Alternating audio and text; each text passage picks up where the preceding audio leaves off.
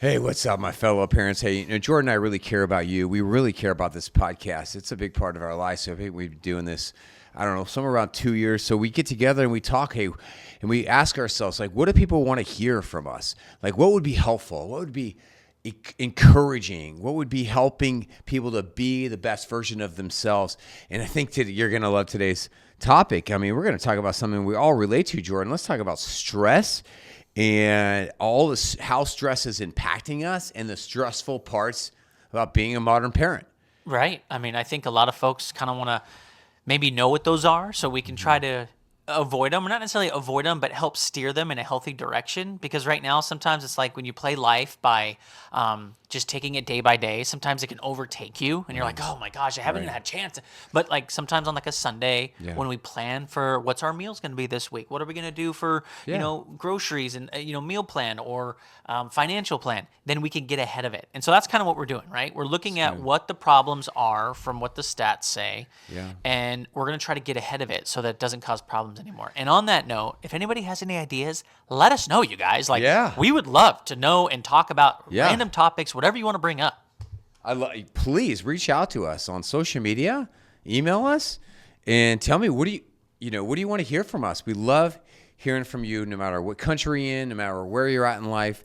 And so I think when you think about stress, here's a couple of things that I want you to get ready for as you listen to today's episode. The first one is, education and diagnoses are very helpful. Just talking about things that people don't often talk about, like diagnoses, they bring it to the surface. So today, as you listen, you might hear like, oh my gosh, that is the source of my stress. Like I can now pinpoint it, and now that's helpful. But now what you do about it is really important. I have a little catchphrase I like to say. It's called education without implementation is nothing.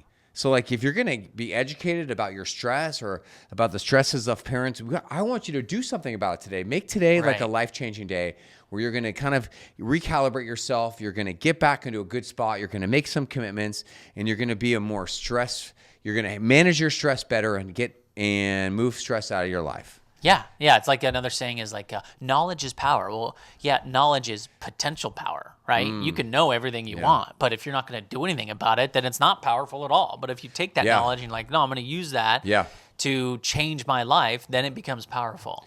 So we did the research and we have the findings of the top 5 things that are stressing us out.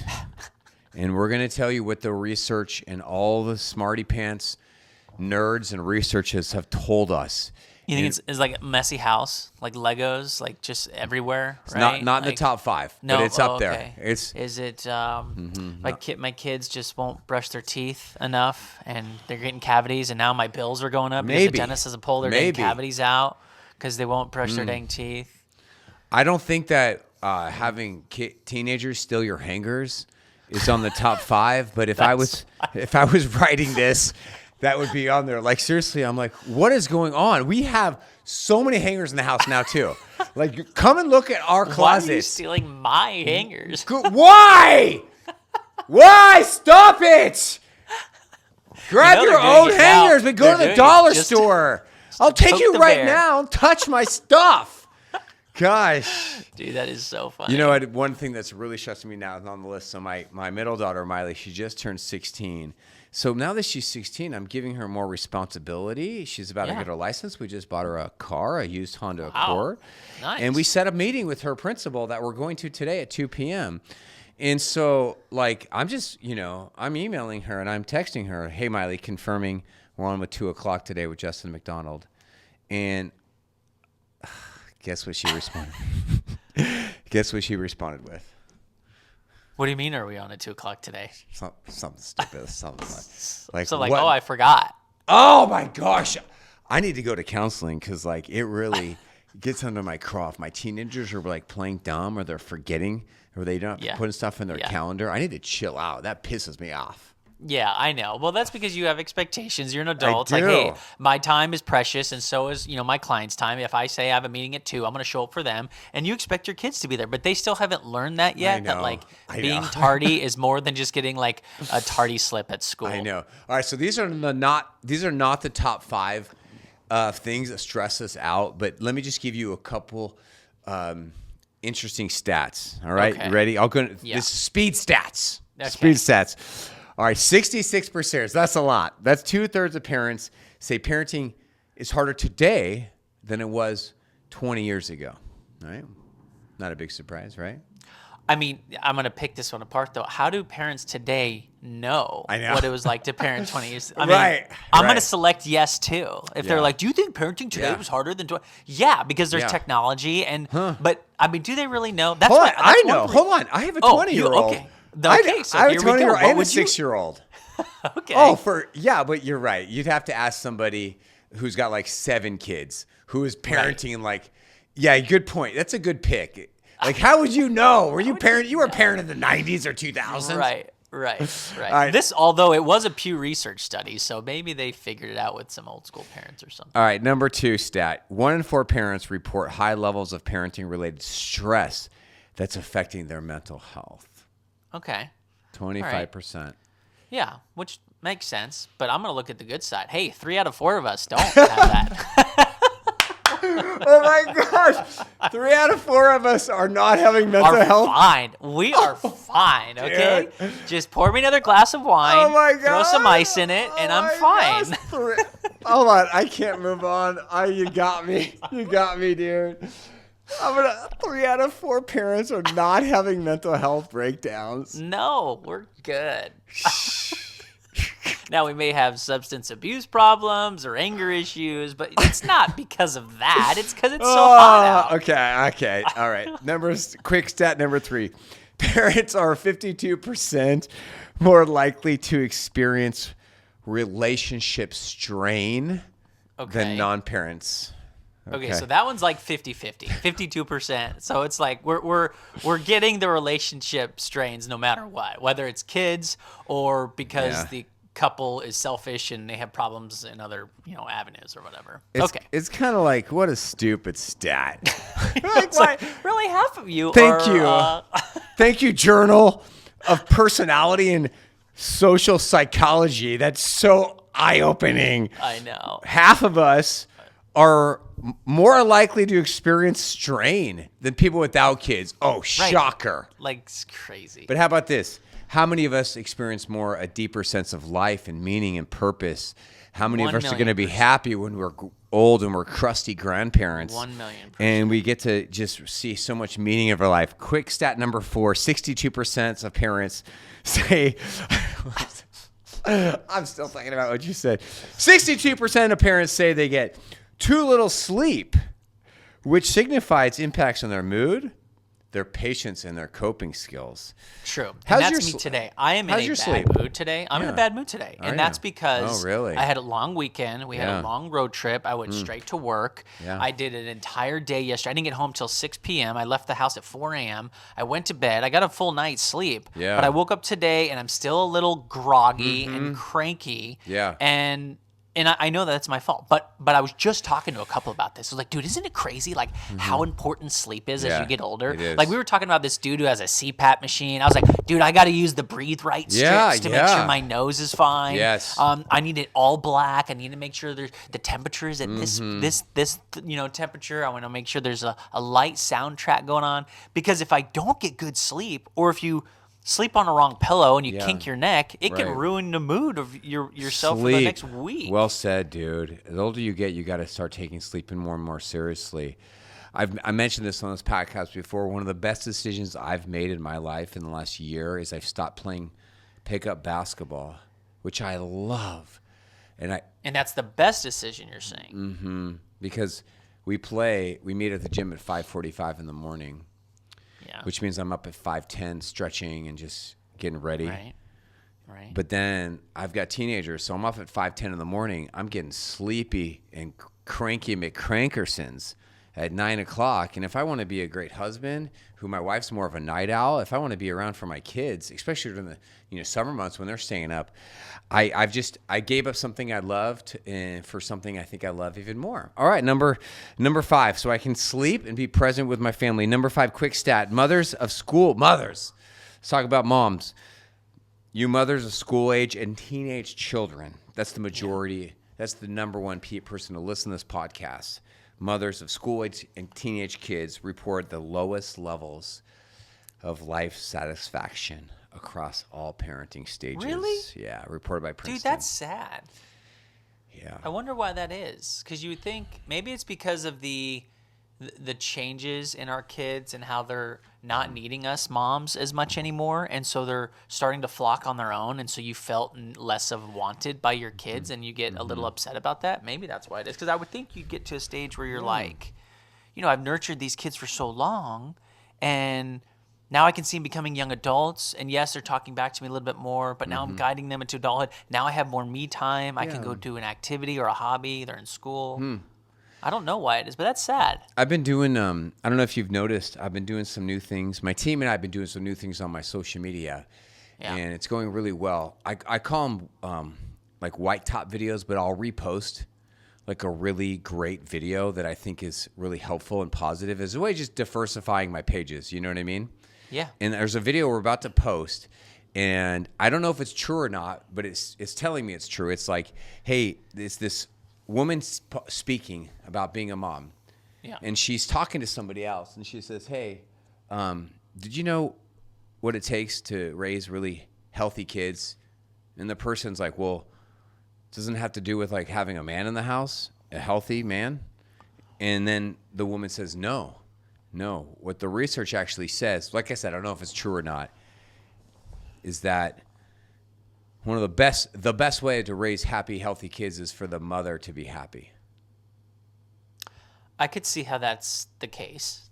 Does not make sense. I mean, that's pretty much the same thing with marriages. Right. Happy wife, happy life. Yeah. It really makes sense. Like if the mother is a hot mess, stressed, depressed, abusing alcohol, just being a weirdo. That's reflective on the kids. And the chances of them raising great, healthy kids. And I've even seen impacted. With my wife, if she's so gung-ho about something, especially something like, let's say it's like a little kid water park for my youngest kid. Yeah. And the two older kids are like, ugh, really? We have to go to this?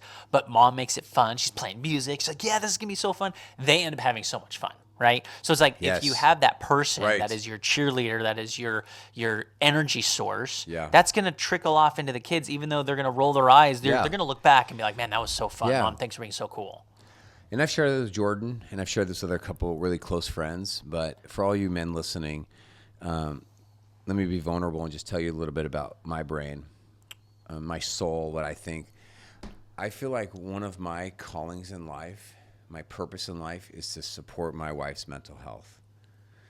And I think being a mom is really, really hard. I think it's really stressful. And that's just how I think and how I want to love my wife, Danielle. I want to be a servant. I want to be a help. I want to ease the load because I don't know what it's like to be a woman with hormones and hormonal changes. And I don't know what it's like to be a mom, but I hear it's very hard.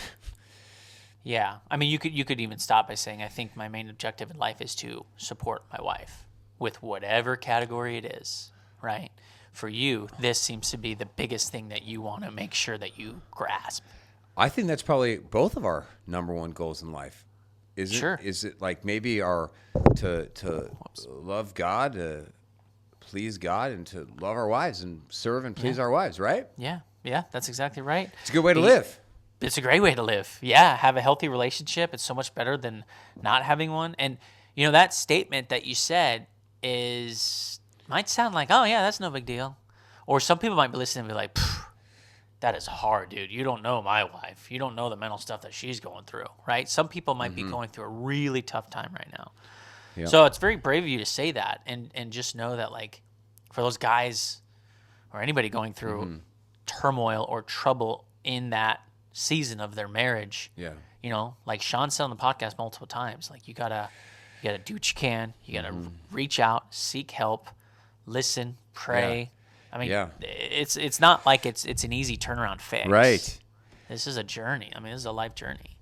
I don't know about you guys, but when I said for better or worse, I mean, I was pretty serious about that. And I mean, we change so much as we get older, as we have kids, as the decades pass, and for worse can be pretty worse. It can be pretty bad, but that's like the beauty of commitment in marriage, of like serving and just not living for yourself, and finding joy in the hard times. Yeah. And not running away from them, but just seeing like I can find purpose in the hard times. I can find joy. I can find friendship. I can find faith. I can find servanthood, and just living for others is a great way to live your life, versus living for happiness will actually probably not make you happy. That's true, because it's hard. I mean, happiness comes with work, like you said. It's like, I was stretching the other day. I'm like, gosh, this is so painful, right? I pulled my hamstring, and I'm trying to get it stretched, and it hurts, but it feels good. It hurts. Good. I'm like, I know this is going to be so much better for me. You're right, and That's it a gets good more analogy. flexible. Just It's like I'm stretching. stretching it, and it's hurt. It hurts, but it does bring me happiness. Once I am done, I feel better. I got endorphins running. Bro, I'm all about that stretching life. I was hanging out with a bunch of firemen over the weekend. Have you ever been to a fireman pool party? No. Oh my gosh! So we've been going. Do you have to have a mustache to go to one of those Dude, things? mustaches, handlebar mustaches. Right. I'll just tell you, I've been going to my good friend Mike's pool parties for I think 15 years, and it's just filled with huge, loud, aggressive firemen who are drinking, and I have gotten used to it. I enjoy firemen, but I'll just tell you, all love and respect for firemen and first responders, but I'll tell you right now, that's not for everybody. Really? It was It's a lot. It was a lot. It's a lot. You throw in the alcohol, and I mean the wrestling and the tattoos and going and just the aggression. Okay, let's do it. That's hilarious. It's so funny. Fireman pool party. And like sometimes I get intimidated. Like, I can't hang with these guys. But you know what? I'm 6'2". I'm working out 6 days a week. I got a big personality too. Did you wrestle too? No, I don't. I'm not. I don't. Unless like I really know you, I don't really want to. Don't touch me, right? Right. I'm not Well, and you're competitive touchy-feely. too. I wouldn't want to. Yeah. Because you get Sean's bad side, and he's like, "We're going to finish. We're going to whoever passes out first." I'm like, okay, this has got another level. All right. Okay. Let's do it. Top 5 things that are stressing us out, and we're gonna take a few deep breaths now. Whether you're listening to this in your kitchen, in your car, you want to say a little prayer, say a little meditation, say, "Hey, this is for me. This is me time." Yeah. I want to de-stress. I want to recalibrate. I want to get back to a place where I'm managing my stress better. All right. What does the research tell us? What's the number 5 thing that's stressing us modern parents out? Okay. The Not fifth most hang on for stressful number thing. 1 and 2. You're going to all want to hear 1 and 2. But what's number 5? Number 5 is trying to maintain a healthy relationship or a healthy marriage whilst parenting. Right? Mm-hmm. I mean, it can be very, very difficult. I was just with one of my wife's childhood friends, and we were talking about like, me and my wife started playing tennis together, and she goes, "Oh my gosh, me and so-and-so haven't played anything ever. I don't know if we could." And then they looked at each other like, "When's the last time we went on a date?" And he's like, "Oh, it's probably been like 10 years. You know what I'm saying? Right. Like, if you're not constantly working on that, it could fade away so fast. In fact, it says 44% of parents say that having children has made their marriage harder. Right? That's from American Family Survey, which makes sense. It definitely did for me. I'm surprised it's so low. 44. I know. I should And be some like of these 90. numbers, you could ask anybody, and maybe that's right now. Maybe that's right now is blah blah blah blah blah. But if you were to ask, like, within your marriage, during parenthood, at one point did it make your marriage harder or more stressful? I guarantee that it's got to be like 98% yes. It's got to be 100%. What kind of stupid number is 44%? It is so high. So And I now, I mean, I was at a time where it was really stressful for me and my wife, and now it's come to a point where like it's so much better. I feel like we're so much stronger. We're better individuals. We're better, couples because of it. But some of these folks that were surveyed said, arguments often center around parenting disagreements. That makes sense. Household responsibilities, loss of connection, which is a big one. You might not verbalize that, but if you don't got some connection, that's going to be a problem. Yeah. Emotional exhaustion from parenting leaves little room for that intimacy, the fun, basic communication, which, you don't work on that basic communication, it could be a problem down the road. Yeah. So what does this mean for everyday parenting? It means if you are going to bed and you're exhausted, you're not making time for each other. If you're going to bed and you're just scrolling on your phone. Right. If you haven't done date nights. If you haven't had a 6-second kiss or a 20-second kiss, or you haven't made love, or you haven't just got a babysitter in a while, it's time, everyone. It's time. That's a good idea. It's time to do not live in a kid-centric home. Do not put your children first. I mess up my words sometimes. I just did it. I said, do not put your children first. I know.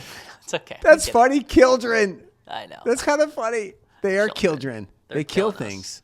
They kill us. Our soul. No, And they brighten our soul. if you are going through a hard time with your co-parent, with your spouse, disagreements, one is too harsh, one is too soft, one is bad cop, one is good cop. Hey, do something about it. Reach out to me. I can help you get on the same page. Read a good book together. My book's coming out soon. Read it. Get on the same page. That makes sense. That's the number 5 things. Yeah. What if you get to a point where you feel like it's gone too far, and it's almost like, what's that movie with Cameron, girl who played DJ in Full House, her brother, Kirk Cameron. Remember that movie he was in? Fireproof. Okay, so there was a a good time movie. in that it's a great movie, especially if for marriages, definitely watch it. But it's basically they're drifting apart, and sometimes it's hard to get that connection again. It is. So do you Yeah. have any advice on that? What do? You just Dude, like, that's hey, the time to do something drastic. Okay, all right. You've got to do something drastic. You've got to read a book together. You've got to go to a conference together. You've got to say, you got to do a weekend away together. You got to speak up, and you got to say, hey, honey, I need your attention. Yeah. I'm not doing well. I feel like we're drifting. And if someone says that to you, do not miss that. Right. Because Okay. if you miss that, you could be on the verge of divorce. You could be on the verge of an affair. You could be on the verge of something. So you've got to speak up and do not miss that. You need something drastic. Do you need professional help? Maybe that's drastic, but you know what? Maybe you don't. Maybe you just need to go on a couple's trip and get the freaking grandparents involved, right? Great question. Yeah. Right? And they have so many couples retreats now, like weekend getaways, that I haven't been on one, but I want to go on one just to go on one because it seems cool. Dude, Daniel and we're not great at date nights. We're not great at a lot of things, but one thing we are great at is just getting away from these freaking kids and just doing one night or 2 nights gets away. Here's one of my favorite quotes on marriage of all time. There's a great marriage book, one of the best of all time. It's called Hold Me Tight by Sue Johnson. It's really one of the books on attachment theory. Read it like 10 years ago.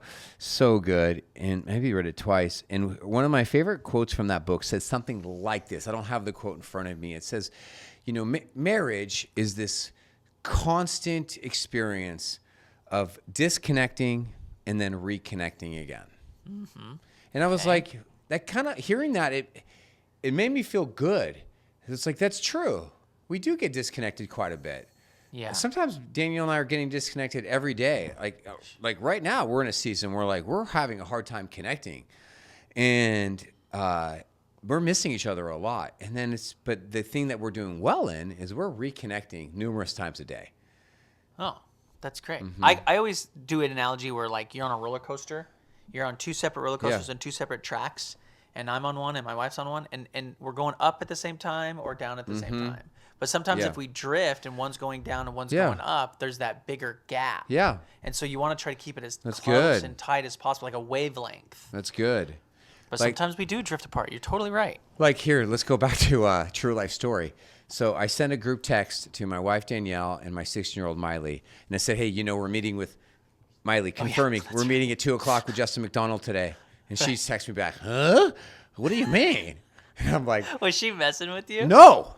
Oh, she wasn't. So then I'm real salty because I'm preparing for a freaking podcast about good parenting. So I sent a salty text back, said, check the email. Right? It's in the email thread. It's already confirmed. I just talk they hate it when I talk like short, businessy. A robot. Yeah. Robot. This is something they do not like about me, and I don't blame them. So then I go in the garage to get something, and Danielle's working out, and she says, hey, I didn't see that email thread. Can you send it to me? I was like, you were on it. And she says, and she says in a really nice way, well, I'd like to see it, Can you forward it to me? I don't remember getting it. Yeah, so just do it. Well, I'm not perfect. I make mistakes, and Okay. I said something that was disconnecting. So Okay. I walk out of the garage. I don't give her any eye contact. And I say, I'm really busy. I'll do it when I want. Or no. I said, yeah, I'm really busy. I'll do it later. Right? Okay. That's not nice. I'm speaking to a woman, right? Right. Even And if it's about a meeting. It's about something they need to know. And she's probably trying to think like, Sean, you never sent that email. Like, can I see it to make sure you sent it? So then I sent it to her. No. I look for it, and I see that she's not on the email thread. I knew it. So I emailed her. I said, I'm sorry. You were not on this email thread, period. I was wrong, period. Oh, you sent that to your wife? Yeah.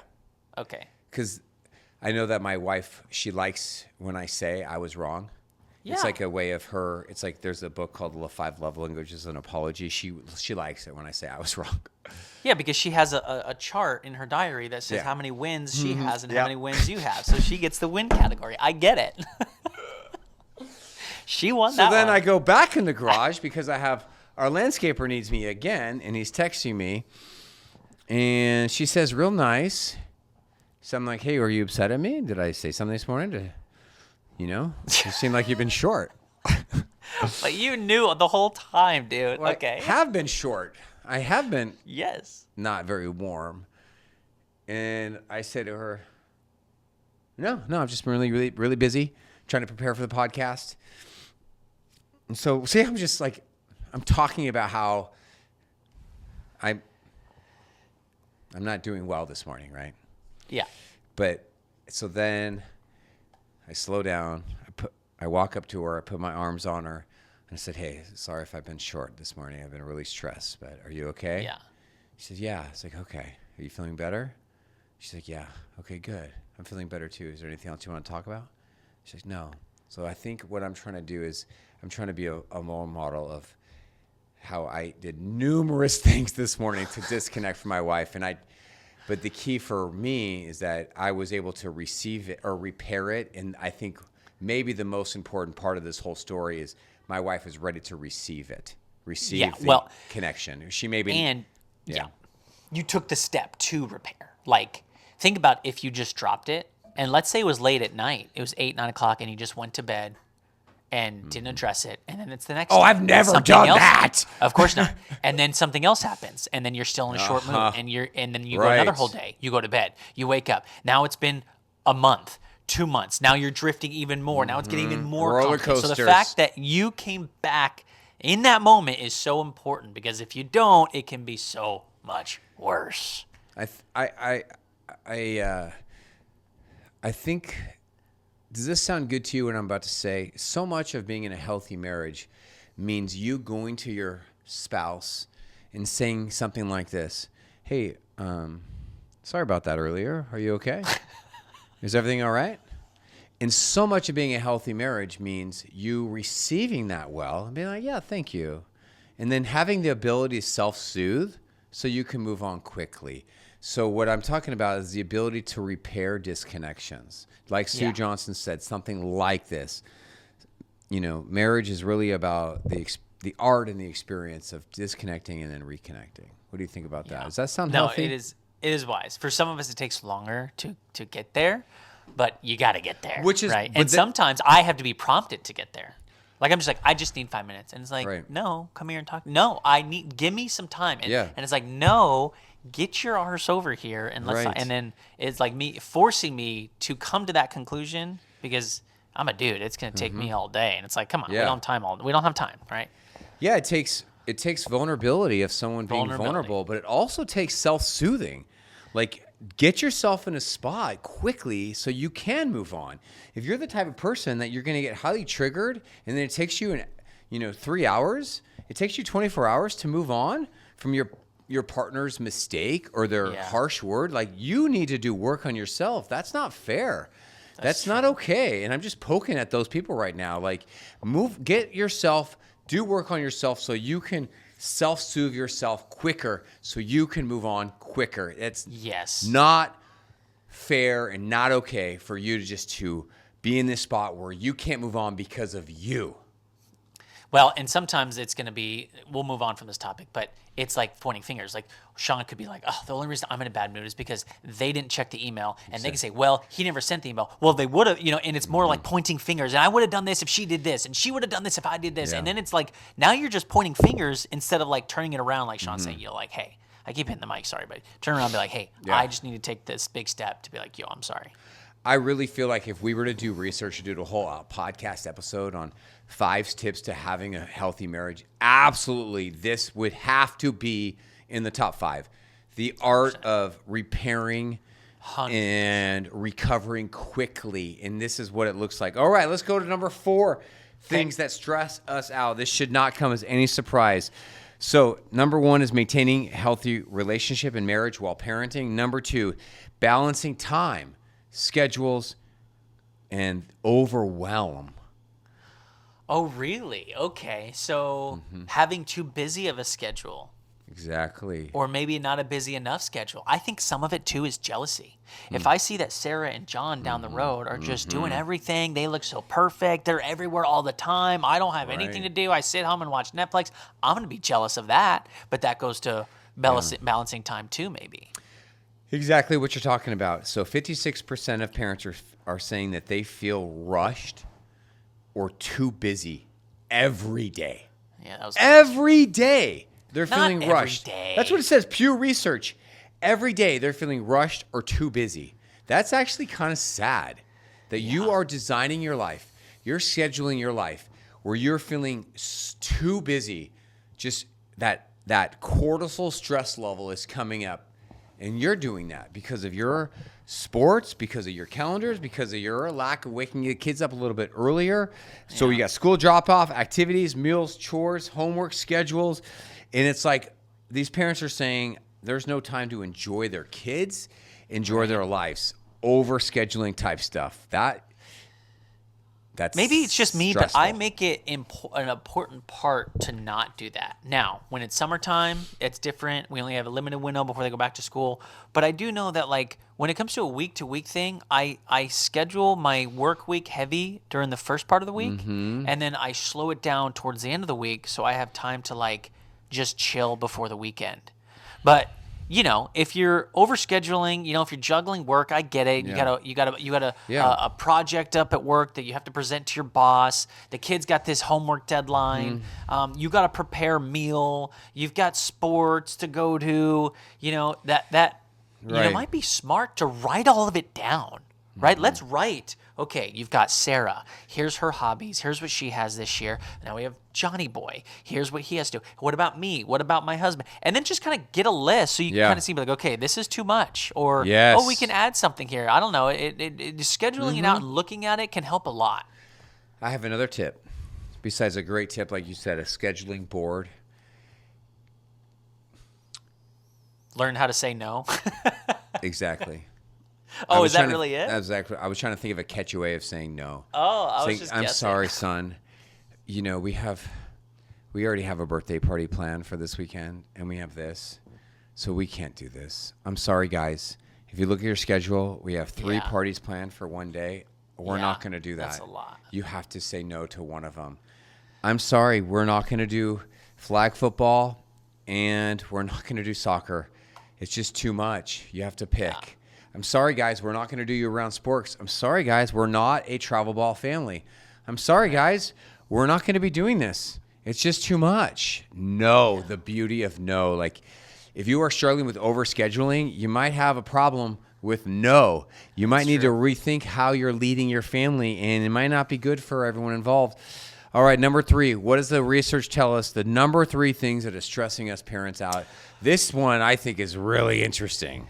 Well, okay, so this one we kind of already touched on a little bit, but it's worrying about mental health and these social pressures, right? Like, gosh, I mean, think about, like, something as little as, like, the car you drive, right? There's some social pressure there. What does it look like when you drop off the kids in car rider line? What does it look like when you volunteer at PTA? Are you having to get dolled up? But they say, 40% or 4 in 10 parents said that they are extremely or very worried about their child's anxiety or depression, right?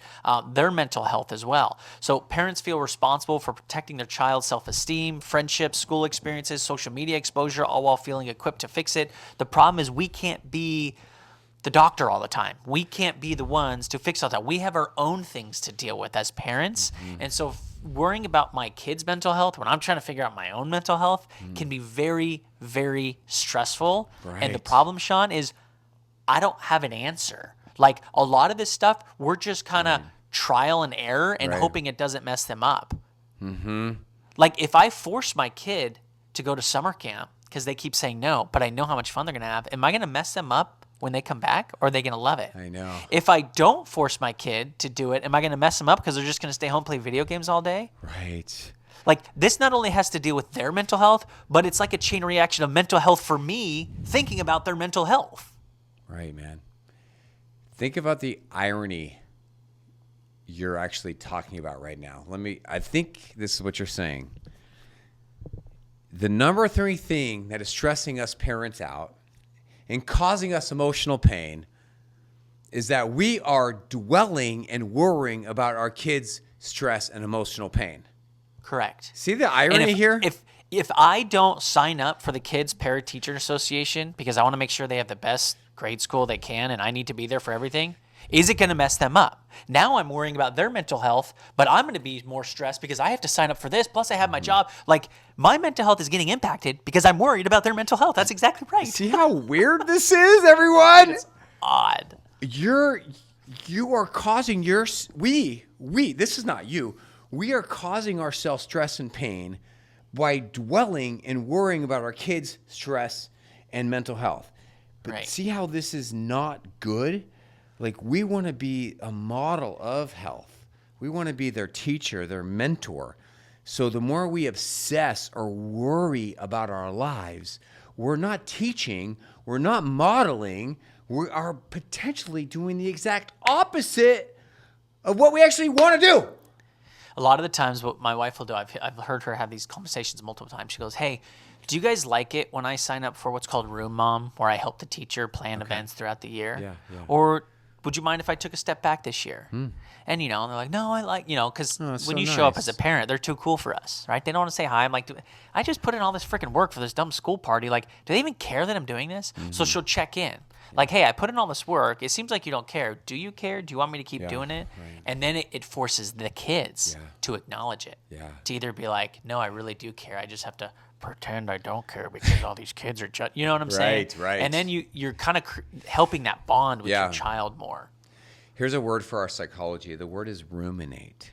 So as we think about worrying about our mental health, social pressures of our kids, your goal as a healthy parent is you do not want to ruminate, which is dwell, which is obsess, which is just to overthink, which is to dwell on like really dark social media posts, watch the news, get scared. You don't want to parent in fear that like your kid is going to get kidnapped or, that they're going to, like one little bowling thing is going to cause all this trauma. Like this is what we're trying to free you from is realize like this is not good. Should we go to number 2? Sure. All right. Number 2, what does the research report tell us? The number 2 in order of things that are really stressing us out. Oh man, this is tough. It's disciplining our kids and handling their emotional outbursts. So should we just go back to the method that worked 100 years ago? Because it seems like those parents had no. Yeah, they even say, what is the first stat we said? Parents say it's 66%. Parents say parenting is harder today than it was 20 years ago. Mm-hmm. All right, let's rewind time and go to the old school disciplining cycles, and maybe it won't be as stressful anymore. So 60% of parents say that disciplining their child is a frequent source of stress. That makes sense. For them or for the kid? It's got to be for the parent. Yeah, it makes sense. You have a hard kid. Yeah. I mean, ADHD kid, you got a kid who just has a hard time taking no for an answer, or a lawyer. I mean, this is what they're talking about. Like, I'm a good parent. I'm trying to discipline my kid, but it's just really freaking stressful, all this disciplining and arguments with my spouse around disciplining. And so many parents are reporting feeling unsure. How do I respond to this yelling? Am I giving in? Am I caving? Am I being avoidant? Am I screwing up this whole thing called gentle parenting? Am I creating more power struggles? And it's just, it really makes sense that the art of disciplining is causing stress. I have something exciting to tell you. Really? Very about exciting. Disciplining. I do, about discipline. Okay. Please share. So, first off, if you might have noticed, I don't talk a lot about disciplining on this podcast because I mainly do a lot of work on that inside of my VIP membership. Yeah. You know, in heart talks, disciplining. But here's some really, really good news. Jordan knows some of the story, but not the full story. So about a month ago, I signed with a literary agent out of New York City, a well-known, very powerful woman who is in the process of working with publishers to land us, because she's my agent, so she gets a big percentage of it, Sure. a lucrative book deal. Okay.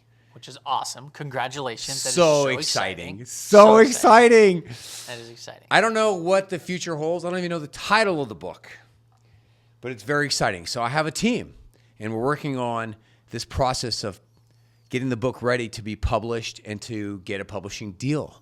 Very exciting. Awesome. And my agent and my team is very excited for this book, and I want to tell you why.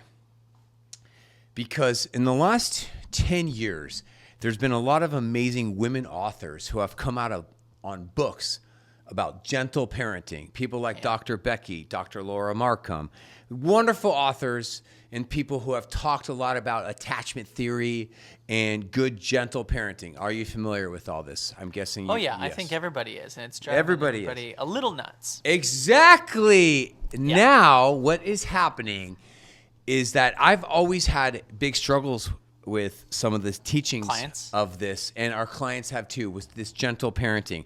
Many reasons why, but one is because many parents are getting dissatisfied with gentle parenting. They're saying, like, I'm doing all the stuff that she tells me to do, and I'm really working on my nice, loving, warm responses, but it's not changing my kid's behavior. Right. There's no boundaries, no consequence. And then what happens is I lose it, and I snap, and I don't do what these books tell me to do, and then I feel guilty about it, and now I'm just like thinking about scrapping the whole thing. Sound familiar? 100%. We've also talked about the phenomenon that no one talks about how gentle parenting has caused so much pain in marriages, because it's typically a man. The wife will say, no, that's not what we do. We're gentle parenting. And then the husband's like, what? I don't even know what to do. Oh, yeah, yeah. And so he ends up getting frustrated or angry, or power it can struggles. Ruin a relationship. Yeah. Yes. Or he just gets, or in a really bad situation, he just stops parenting. Yep. He just becomes avoidant. Yeah. He just be demasculinized. He doesn't know what to do. Yep. So here's what I'm hearing from my team is, Sean, our society needs this book. We're going to keep all the good stuff with gentle parenting, but your book and your writings and your teaching around discipline is incredible. There's stuff in this book that I cannot wait for the masses to read. And there's a need for strong parenting. And so I said to someone on my team, I said, this is so exciting. When was the last time a book came out? It was on the bookshelves of Target or Walmart or Barnes & Noble. And it was a parenting book, but it had the word strong parenting, or it said discipline on the cover. Oh, I was going to say you should title it, Should We Bring the Belt Back? ? Sean Don's face right there. You're your belt jokes. I know. You know what this reminds me of, though? It reminds me of the Bible, okay? Old Testament, you've got this God, this people fearing God. Okay. And then you have this New Testament, it's like, no, God is full of love. And Jesus came down, it's all about love. And so it's back in the day, it was these kids almost feared their parents because they were going to get hurt, they were going to get disciplined, they were going to get in trouble. And then this new gentle wave of parents are like, no, just fill them with so much love that they'll never want to do it again, and they'll learn from their own mistakes. Mm-hmm. And I think there's this healthy balance between fear and love. And it's not a fear of my parents hate me. It's a fear of I don't want to disappoint my parent, right? It's this fear of I don't want my parents to be upset at me. Yeah. And it's not like I'm scared of my parents. It's I'm scared of hurting my parents' feelings. And I know that my parents love me so much that if I did this, I would hurt them. It's this constant balance that we need. Balance. And you're right. We and, do. And when you come out with it, this book is going to show that balance. Thank you, man. Yes. Even Dr. Becky has come out and said on air, like, yeah, we've gone too far. And, oh, she has? Yeah. Okay. And Yeah. I'm not going to speak for her. I've never met her. She's a very wonderful, wise woman. She's very popular in the parenting space right now. But yes, I've just always, I want to help parents understand the confusion of gentle parenting. I'm not a big fan of that term. I think it can be very easily misguided into avoidant parenting or passive parenting. I think kids need discipline. They need structure. They need strong parenting. Yes. And strong parenting is also kind, gentle, loving parenting. It's just that the term gentle I never really connected with. I was just connected more with the term loving parenting or connected parenting. Right. But I'm just excited because the stressful thing, number 2, is discipline. Yeah. It means training, and it's saying disciplining kids is stressing us out. And my book and this podcast is trying to help, and my VIP membership is trying to help release that stress from you. Drum roll, please. Let's go to the number 1 thing that is causing parenting stress. Oh, I can't wait to hear. What is it, Jordan? You know what it is. Everybody will know about it. What is it? That makes sense. Managing screen time and technology use. It is so stressful. Oh my gosh. My parents had to deal with me playing like Nintendo and Super Nintendo, but it's like, it wasn't like an all day thing. If I was lucky, I had a phone, I could play Snake in high school. But these days, I mean, dude, Snake was the best. These days, I mean, you could cheat. These smartphones, they say, have more technology than the rocket had when we went to space. Yeah. 71% of parents worry their child are spending too much time on screens. 100%. Even I have screen time limits, and my kids are spending too much time on screens. Yeah. That's personal. Yeah. 84% of parents say they have concerns about how social media may affect their child's mental health. No, duh. It's affecting your mental health. Are you freaking kidding me? Like, this is ridiculous. You're going off. Of course it is. Parents feel the pressure to monitor devices, because we have to. You have to enforce limits. We're probably worried about what's the right amount, and my kid hates me because I'm only giving them an hour a day. You got to protect kids from online dangers, which is definitely true. I mean, they're on Discord now, and they're doing, TikTok, and they've got these games on Roblox, and they can online chat with each other, and they could do meetups. Like, it can get pretty crazy out there. These tech battles cause daily conflict with our kids, especially tweens and teens. Wow. Well said. I mean, you know what? Personally, we broke our iPad. Actually, my son broke our iPad. Mm-hmm. I'm not even fixing it. Good for you. It's peace out. Adios. R.I.P. Burying it. Done. It's out. We've grown a lot in the last 5 years with screens, and that broken iPad. I'm just so happy to hear that. It's like you're adjusting. He doesn't need iPad. I hate iPads. Nope. TVs, watching TV is so much better than anything else. So let me continue how enraged I am and just build on that bonfire. You ready for this? Yes. Here's another reason why we are stressed and pissed off. Is because there is a lack of clear guidelines from the experts. That's true. That is experts very true. And the companies behind all these apps and the government have all failed us. Let me explain. There is no universal right way to do this. Yeah. There's no, this is the age, do it at this age. This is the age, don't do it at this age. Yeah. You've heard me say this before, that when you go on the government websites that talk about screen times, it's a joke. If you go to the CDC's website and try to learn about what they're recommending, it's so dumb. It's like an 11-year-old wrote it. If you go to Google, you go to Apple, you go to Snapchat, you go to TikToks, you will find very little, any type of support for mental health or give me some tips. You smart companies, you're the smartest guys in the room, smartest girls. Teach us. No, because they want you to stay on it. They do. They need the eyeballs. They're not going to teach you that. So thank God for people like Jonathan Haidt, and that's why we're doing this podcast, to share information. That's why I'm having my book coming out. This is why I have a book that you can read. It's free. It's called It's How to Break Screen Addiction and Stop It Before It Starts. We've turned the corner. We're moving towards screen-free schools. iPads are breaking. They're not getting replaced. We can do this. Can I add something real quick? I'm going to ask you a question. If you were to send your kids to a basketball camp, maybe a summer camp, maybe a weekend getaway, 6th grade camp, and they were to come to you and say, hey, we're going to do no phones at this camp, how would you feel? Oh, so happy.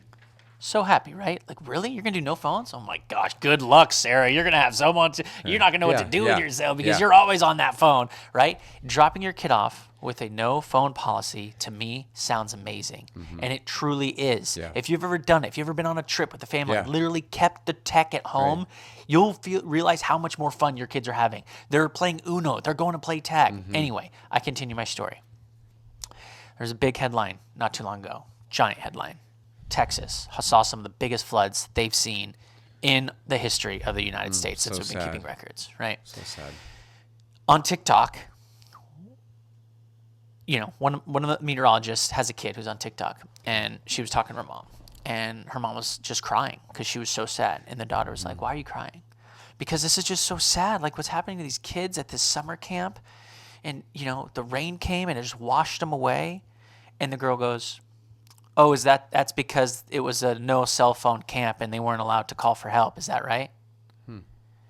And so what's happening is now you're getting people saying no phones at school, but you have this group saying, no, we have to have phones at school because we have to communicate with our kids in case of an emergency. Yeah. And so this balance is completely screwed across our country right now. So true. Yeah.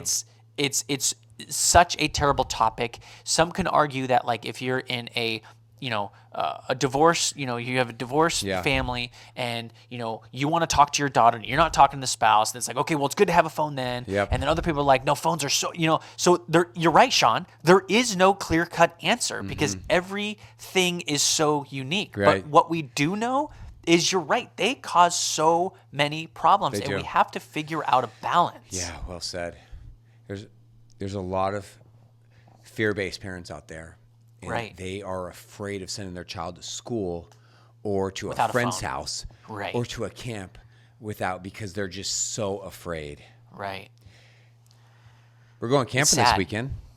You are? 7 families on the lake. Oh my, hold on a second. 7 families together. A trip I organized. We're bringing the pontoon. It's right on the lake. We pull the pontoon right for the shore. And each family has their own campsite, I'm assuming? No, group site. Group site. Oh my Share picnic tables, and I'm happy to announce we get no cell phone coverage there. And that's great. That's just, we don't need it. And you know what? Something bad might happen to us. That's just life, right? And if it happens, it happens because we're going to be screen free and living it up camping. That's awesome, dude. Congrats. I'm excited for you. Can't wait to see pictures. Make sure you post stuff. And tell us the hard parts, too. I want to hear about it. Camping with 7 families. They're like, they woke up so early. No. They stayed up so late. The music wouldn't stop. No, we've been doing it. I've been doing it for like 20 years. I organized this camp trip for like numerous families. Let's do a little recap, right? Let's do a recap. Okay. All right. Top 5 most stressful things that we deal with as parents, right? We're going to start off with number 5. The 5th most stressful thing that we deal with parents is maintaining a healthy relationship or marriage while we're parenting. How often is it you go out on a date with your loved one? It does not happen all that often if you have several kids. I looked at my spouse the other day and I'm like, man, we haven't been on a date in probably like a year. We should probably do that. It is true. Don't let the kids get in the way of your relationship because if they do, it'll be 18 years again that go by before you realize, oh yeah, I kind of like you. We have to reestablish this thing again. Number 4 that research tells us was stressing us out is time. We, as modern parents, are having a hard time with time. We are overscheduling. We are getting overwhelmed. 56% of parents say they feel rushed or too busy every day. Every day. That is not a good look or a good stat. Time. Time. So important. Number 3, worrying about mental health and social pressures from our kids. The problem with this is I'm creating my own mental health problems by worrying about my kids' mental health issues. So true. 4 in 10 parents say that they're extremely or very worried about their child's anxiety or depression, which I get because we're the parents, but now it's causing stress on us. Don't do that to yourself. Number 2 thing that's stressing us parents out is discipline in this age of gentle parenting, of the confusion of how to discipline, how to train great kids, all the emotions that we face. The kids, we're doing this podcast and we make these videos to help you thrive as a healthy adult who disciplines and trains great kids. What is the number 1 thing that's stressing us out, Jordan? The number 1 thing Here it that comes. stresses us out, we talk about it all the time. It is honestly a huge problem, and this is the first generation to actually have to deal with this problem. In the history of mankind, number 1 is managing screen time and technology use. Take a breath, everyone. We cannot control these children, but we can control ourselves. Take another breath. Breathe in and breathe out. All these things, these are all normal parts of parenting, the stresses. Now say this to yourself. I cannot control this child, but I can control myself. I cannot control these circumstances, but I can control myself. Now say this to yourself. I cannot control other people or my circumstances, but I can control how I respond to them. Life is short, everybody. We want to manage our stress so it doesn't manage us. Thank you so much for letting Jordan and I be a part of your life and joining us. Please reach out to us or leave us some positive reviews on your podcast provider, and we'll see you next week. Much love.